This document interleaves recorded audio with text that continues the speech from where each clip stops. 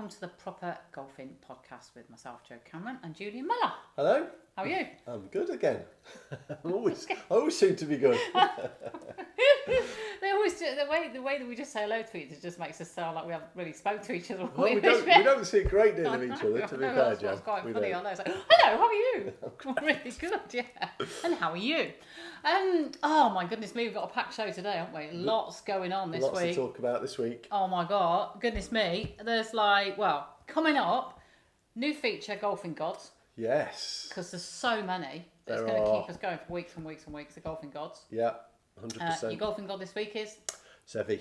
Awesome. So we're going to be chatting about him. Yeah. Of course, massive week in golf this week. Masters as well. Masters has been finished. Awesome. Yeah. Absolutely so, awesome. A bit of a summary about the Masters as well. Yeah, we'll have that. The bit coming up towards the end of the show is your story of your first competitive golf tournament in 15 years. Yeah, you might want to stay tuned for that.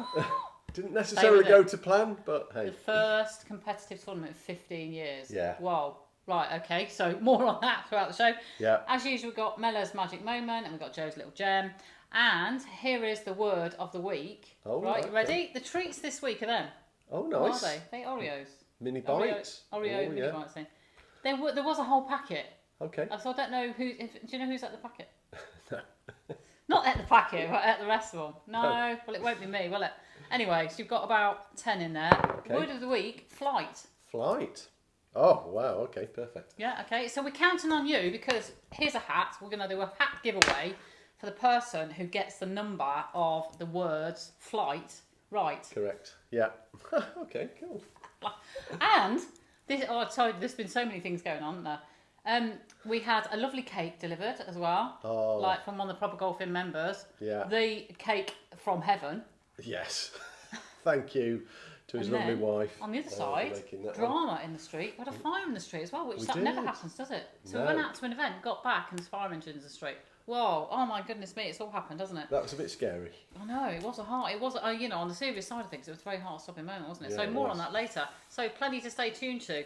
So let's kick off with the Golfing Gods. The Golfing God this week is Sevi. Sevi. Yeah. So it was his birthday Masters week as well. I don't know if you ever know that one, but that was his week.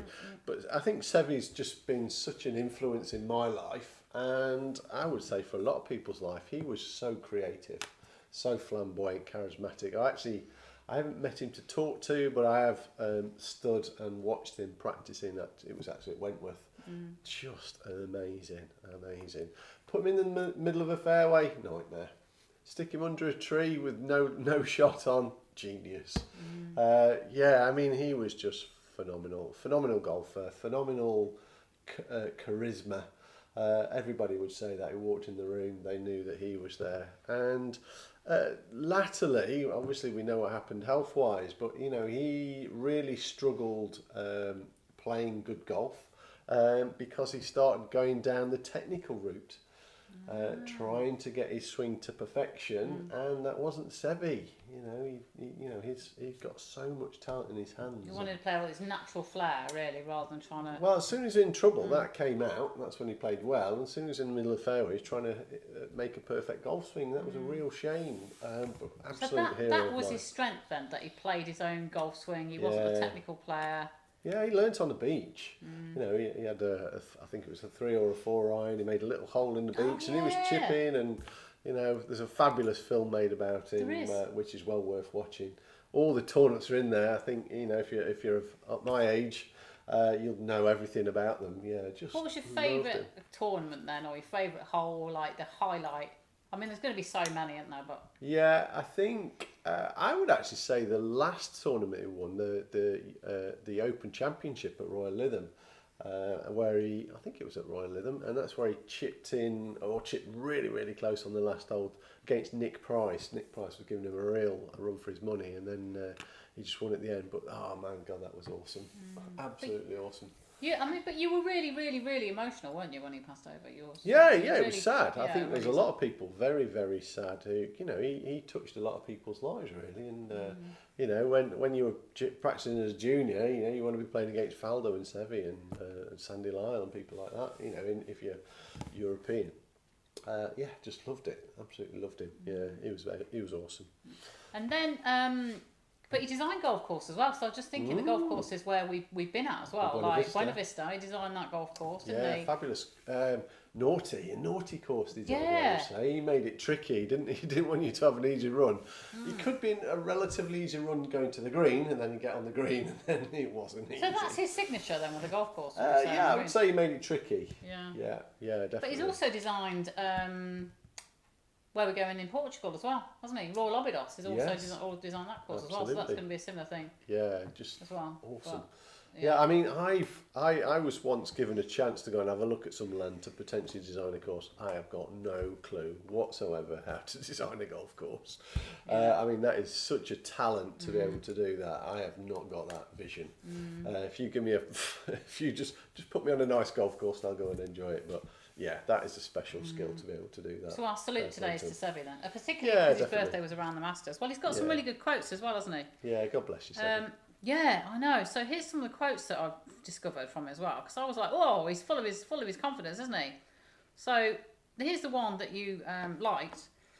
So one of them is, he says, "They say I get into too many bunkers, but that's no problem because I'm the best bunker player." Yeah. So he's full of confidence for himself as well. Yeah. Well, bunkers didn't hold any fear because he was so good at them. I mean, he held so many bunker shots, but he was one of the leading people who actually got the ball to roll into the hole instead of spinning sideways into the hole. Absolute genius in a bunker. He definitely changed the bunker technique, I would say. Yeah, awesome, absolutely awesome. Which is what we were saying about, you don't need loads of strength and power to get the ball out of a bunker, do you? Nope. So, which we were then nice lead in to talk about the Masters and what happened there. But before we go into the Masters, let's just have another couple of his quotes as well, which I thought were quite cool.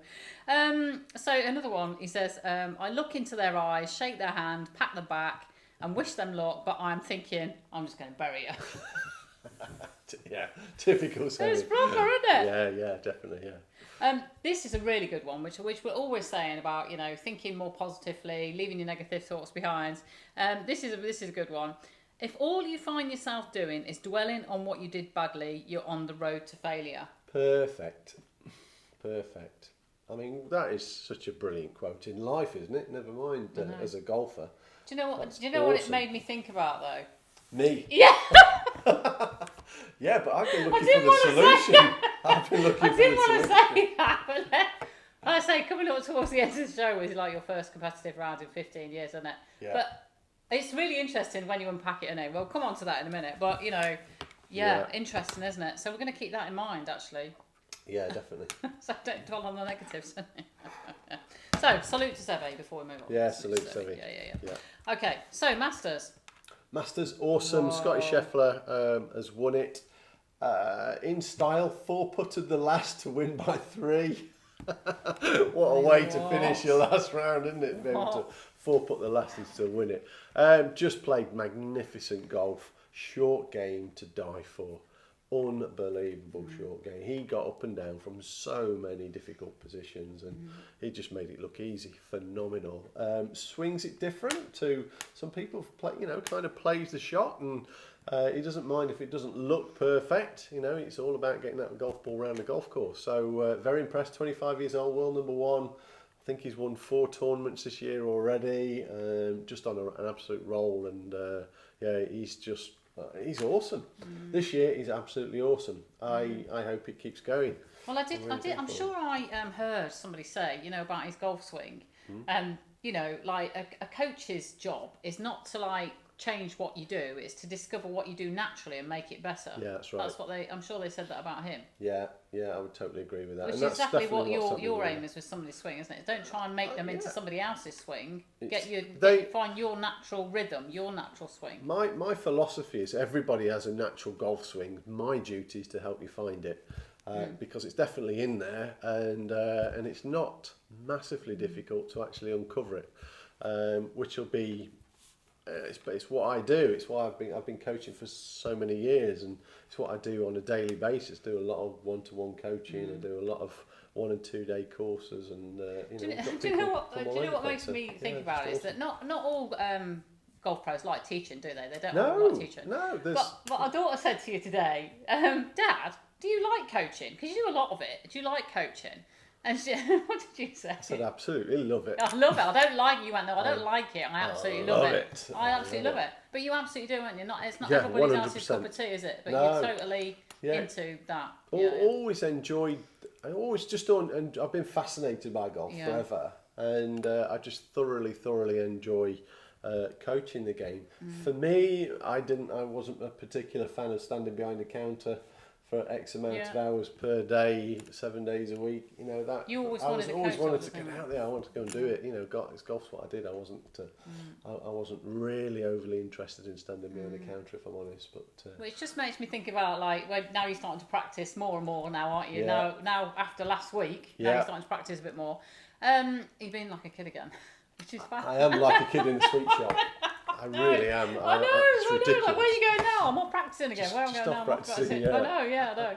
And how cool is that? I love playing golf on my own. I love it. Yeah. So many people go, oh, I'd never do that. I love it. Just give me a golf course and me on my own. Oh my God. Yeah. That's like my laboratory. It's what a fabulous it's really place good to be. Yeah, I love it. Let's go back to the Masters. Yeah. Winner. Winner awesome. was Scotty. Yeah. Are we going to talk about the T word as well? Tiger. Are we talking Tiger? Yeah. Well, I'll leave it to you. Phenomenal to get round after what he's gone. I think everybody saw his leg towards the end. I mean, it's got to be agony because that's a serious walk round there. It's probably the hardest golf course to walk round in the world of golf, probably. And the fact he's done that with carrying that injury, and he said he hasn't had a day off this year, I don't think, from his team training him. So hats off to him. First round, phenomenal, 1 under par. Then I think he shot 2 over par in the second one, so he was 1 over, but he made the cut. People never thought he'd ever play again, and he's going to play at the Open Championship at St Andrews. But he looked in complete agony by the end of it, didn't he? I think he sort of held it all together, and then when the camera was, when he'd finished, he was just sort of walking around. You could see he was in absolute agony, wouldn't he? He could hardly walk. Mentally, he's so strong. He is so strong.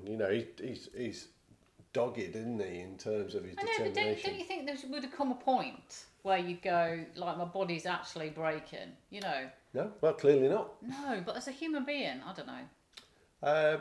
I hope he can carry on, and I hope he can carry on and compete at a level. If I know him, when he can't, he'll just stop. I think that'll be it. He'll do whatever he's got lined up. He'll definitely have something else up his sleeve. His son's going to be phenomenal. Yeah. I think he might jump in his shoes, to be honest. It's a bit like, don't you think though? Don't try it at home. It's Tiger Woods. He's got the clinicians around him. He's got the everything. But let's not push all of ourselves to that level. You specialise in senior golfers. Yeah. When it hurts, we're not saying play in pain, are we? Your thing is like teaching people to play without pain. So yeah, definitely. Anyway, he is Tiger Woods though, so he is. Yeah. He just gave a real buzz to it, didn't he? At the end of the day. So awesome. Yeah, so another year till the Masters then. But I did that thing again, didn't I? Invited friends round. Unreal. Absolutely unreal. Pete and Helen, we love you and we wanted you here.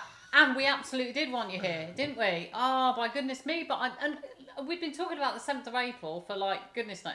But it was always in there. And we couldn't get together before Christmas. And so it was a long, I'm sure I did it like about 4 or 5 years ago, didn't I? But anyway. I don't think I'm the best company when the Masters is on, to be honest. Yeah, but at least it wasn't my mum doing the ironing. Yeah, but I definitely... But we had a beautiful night. But they did have to go early anyway, so that was like, that was all God right. bless you. And we're a great company, so thank you for coming. But you have just been absolutely tired the last week because you've been staying up late and then you got up early for the Grand Prix as well. Yeah, did you? Good job we got all the cake from Ken and his wife. Yeah, we'll put the link up at the end. Good job we got the cake to keep us going, haven't we? Yeah. Anyway, brilliant. just remember, word of the week, flight.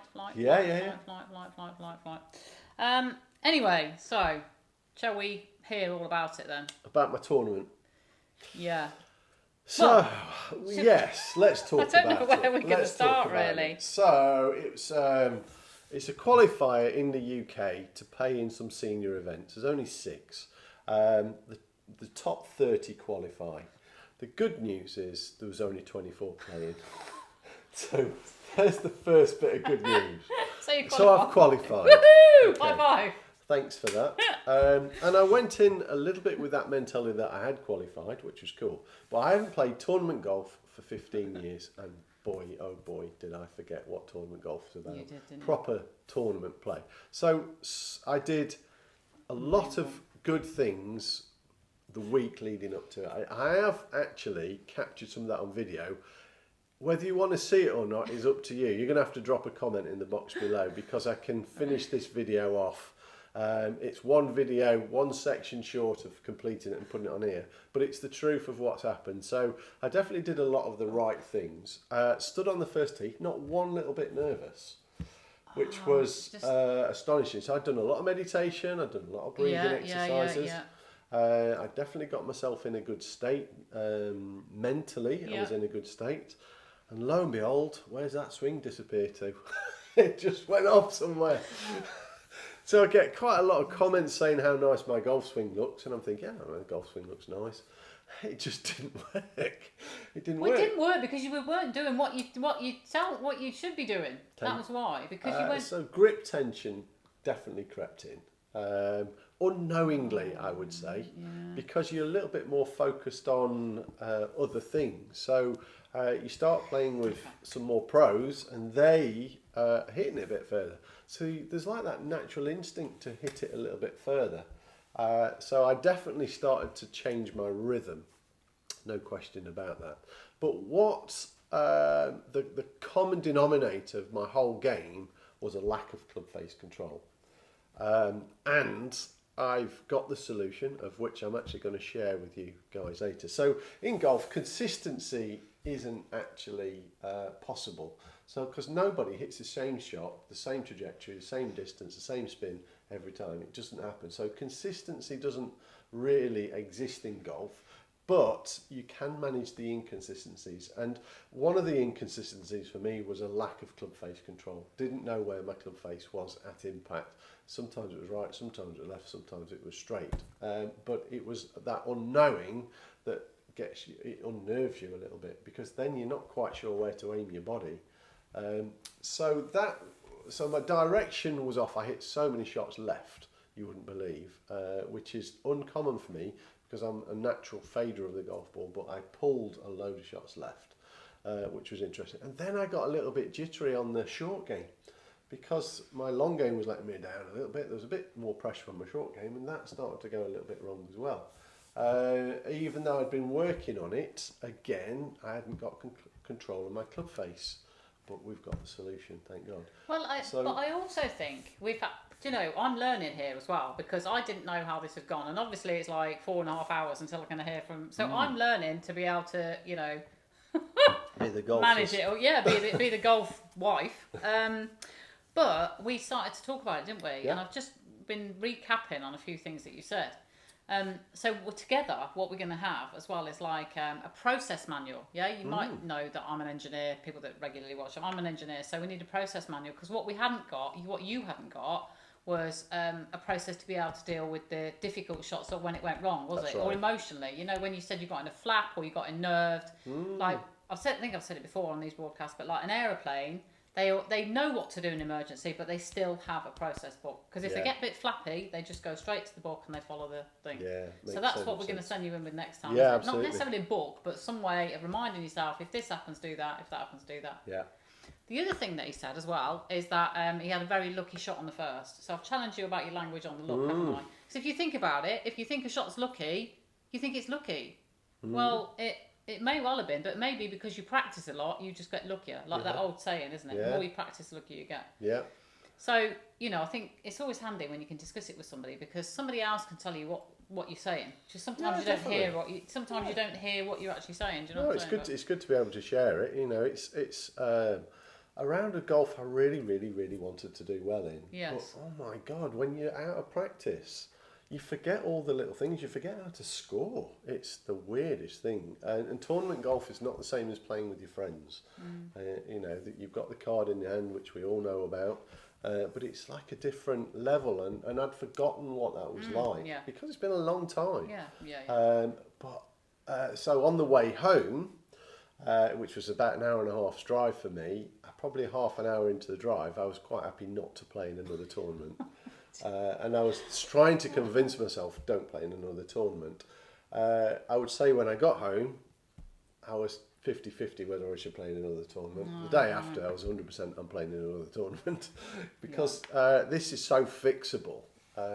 And I know what to do. I just got out of practice. Yeah. So dare I say, I probably set my expectations a little bit too high, and that takes a little bit of getting over when it doesn't quite go to plan. But hence, this is what we're going to do. It's what we're going to work on.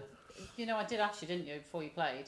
Have you got any plan for when it goes wrong? You went, no, I haven't. No, that's There's something new we're team now. We're team Cameron Mellor, aren't we? Yeah, absolutely. And so that was the thing, wasn't it? Yeah.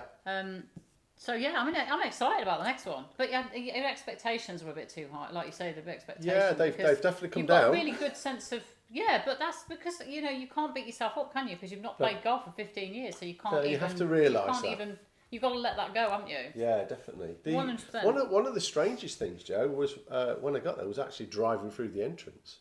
Because it's a place where I actually trained to do my PGA thing, and I got there and it brought back a lot of memories. Of being like, I was younger, I was playing all right then, and you got these good vibes in there, and it was strange. And then finding out where to sign in and all that stuff, because you forget, there's Torwanger now, there's technology now. It was all on paper when I was competing properly. So there's lots and lots of things changed, and I definitely hadn't kept up with it, but it was a baptism of fire, and I'm onto it. Yeah. Okay. The other thing is that so the next plan of action for the next round is that you're going to go and play it at least once. Yeah, because it's more local, isn't it? The next one, so you're going to play that at least once, so you'll know where the entrance is, you'll know the emotional thing, and then you can deal with that, can't you? So that's always going to be the next process improvement is go and play the course, isn't it? Yeah. And then what I also found really interesting was when your friend had inspired you to play again. Because he's seen you play. Let's talk about why you wanted to start playing again.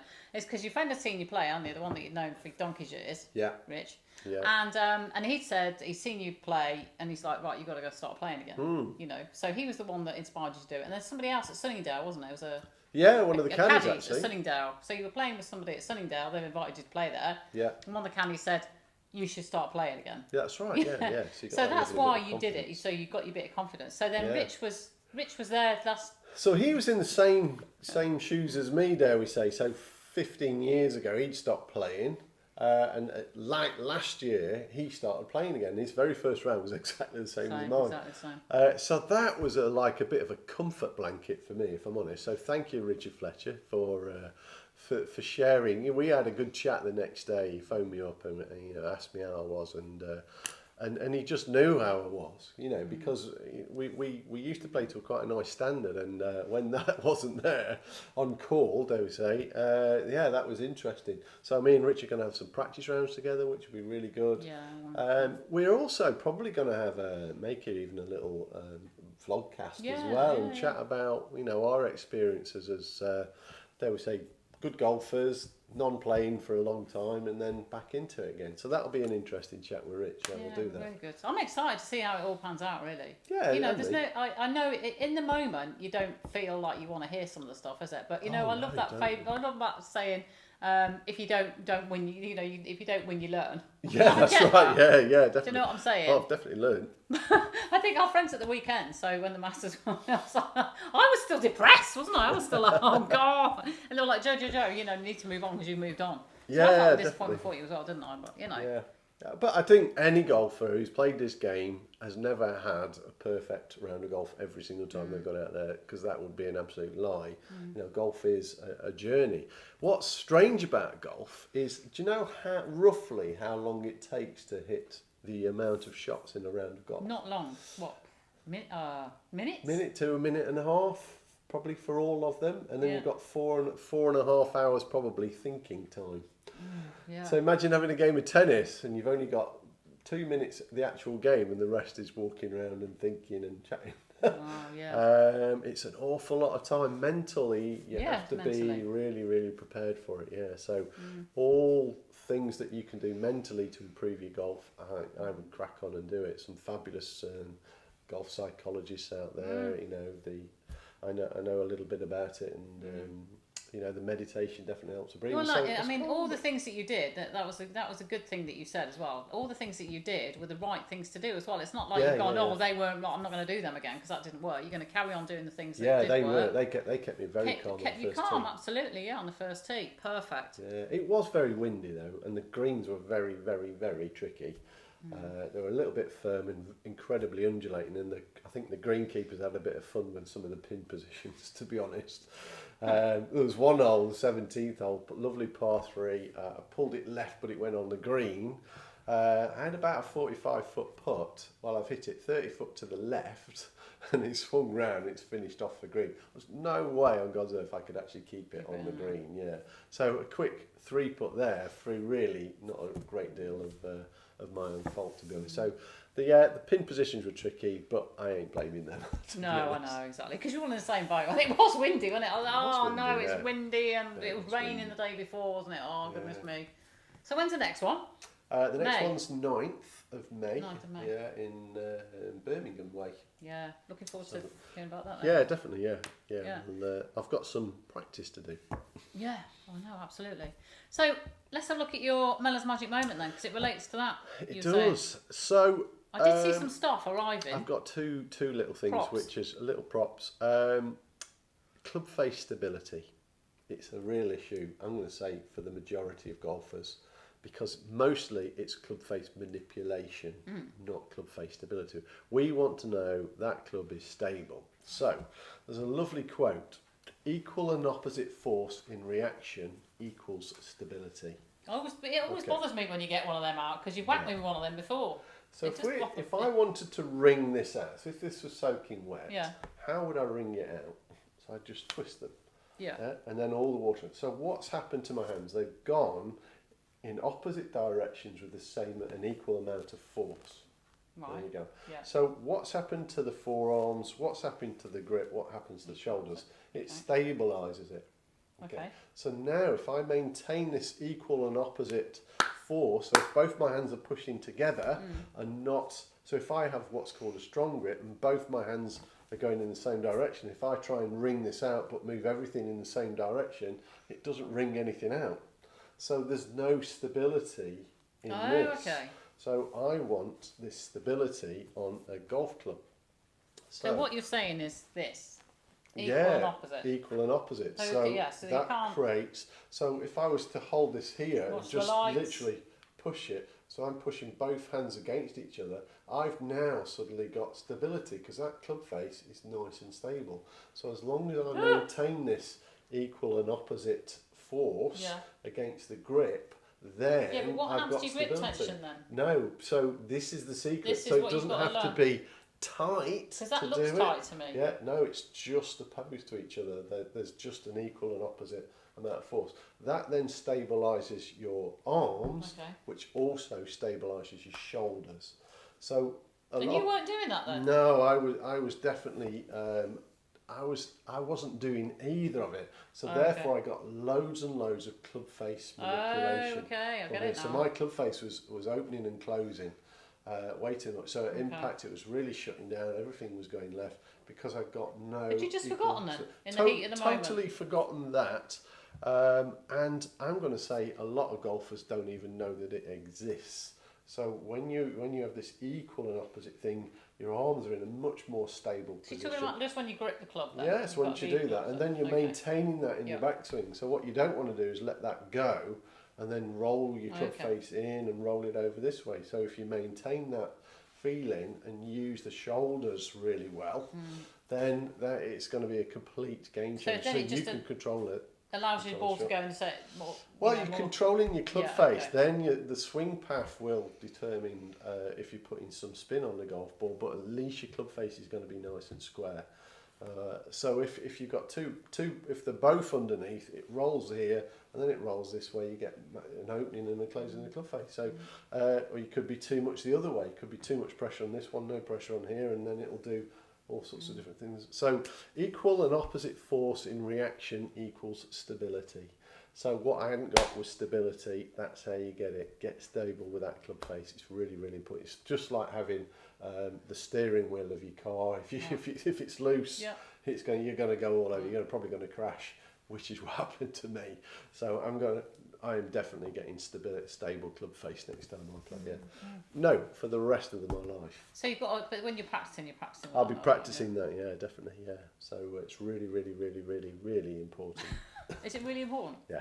You got that one then, yeah. Yeah, definitely. I'm liking that, especially with the props coming in. It's important because you Is it understand important to the flight? No, yeah. Well, it does alter the flight of your golf ball. Oh, yeah, you got one. That's good. Thank you.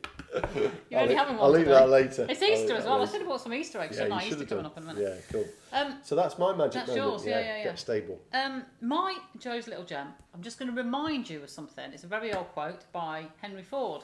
If you always do what you always did, you always get what you always got. So I'm just reminding you of that favourite quote.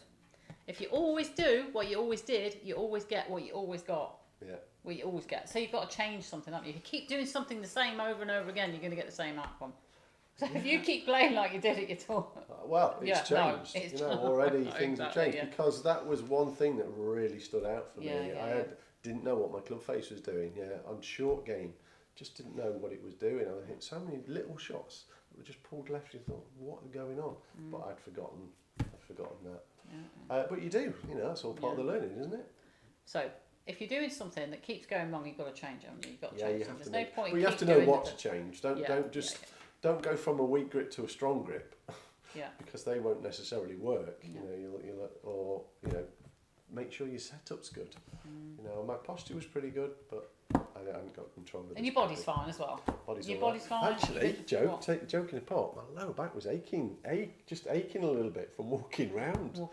I'd forgotten it. Don't be saying that every day you need to go and play 18 holes. That's not how it works. I mean, I'm fully committed to you playing your gear and practicing. You're not saying, but I love the coaching still. You know that. I love doing the Zooms for the members. And it's holiday time as well, so we've got the daughter off as well. Yeah, I'm doing a lot of child minding. Where's the dog? But I love it. And the dog. We've been walking the dog a bit, haven't we, this week? But anyway, just to go back to a point that I made earlier about the fire in the street, everybody was perfectly safe. It was a fire and a skip. But it was a very dramatic moment, wasn't it? We don't often see that, do you, now? Fire engines, very dramatic moment, but everybody was absolutely we were out at school, weren't we? And we came round the corner, there's two fire engines there and a big blaze going on. So it's like, oh my God. But everybody was safe, weren't they? It all got fixed and all things like that. So it's been all about, loads of things. A little tribute before we go as well, because there was another special anniversary as well this week, wasn't there? Yesterday. So a little tribute before we go.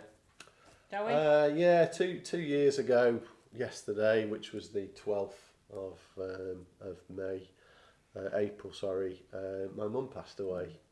Very, very sad. So through COVID, she was at home. It was her 75th birthday, and the next day she passed away, and we still don't know what caused it.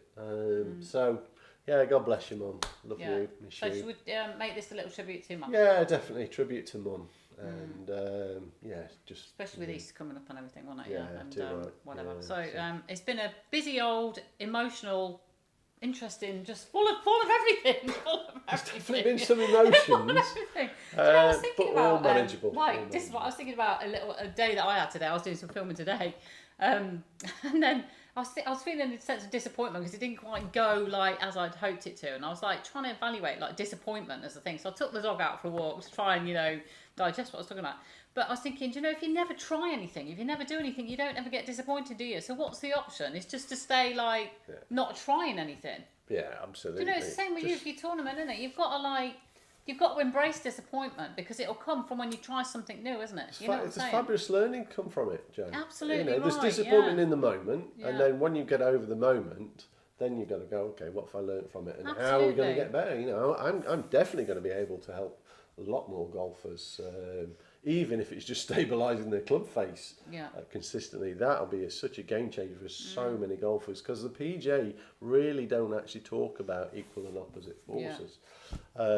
Because they don't. They talk about getting you the right grip, but okay. And just with putting, God, it really stabilises the putter, for instance. If you've got both forces in the same place, you don't get the wobble. So, it's really powerful. So if you are struggling with that, come and see me. Indeed. But the disappointment, don't live there. Feel it, don't live there. My favourite little saying, whatever the negative feeling is, let it pass. So a feeling of disappointment is passing through me, because the sooner it goes, the sooner you can take on something a bit more thing. But Yeah. Disappointment is sometimes a natural part of life, and if you're trying to do anything, just go with it. That's our final word of the day, do you reckon, Julian? Yeah, thank you. Let your disappointment go. That's it for us today. Hope you enjoyed the show. You take it easy, and we'll see you again next time. Take care. Bye. Bye.